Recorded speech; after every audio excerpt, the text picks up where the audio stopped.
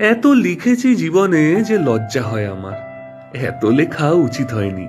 ভারতচন্দ্র বলেছেন, সে কহে বিস্তর মিছা, যে কহে বিস্তর। অবশ্যই সাহিত্যের আগাগোড়াই মিথ্যার ওপর ভিত্তি। যা বলেছি, যা বলি, তার কতটুকু সত্যি। জীবনের ৮০ বছর অবধি চাষ করেছি অনেক। সব ফসলই যে মড়াইতে জমা হবে তা বলতে পারি নে। কিছু ইঁদুরে খাবে, কিছু বাকি থাকবে। জোর করে বলা যায় না।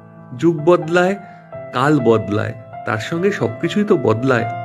তবে সবচেয়ে স্থায়ী হবে আমার গান, এটা জোর করে বলতে পারি।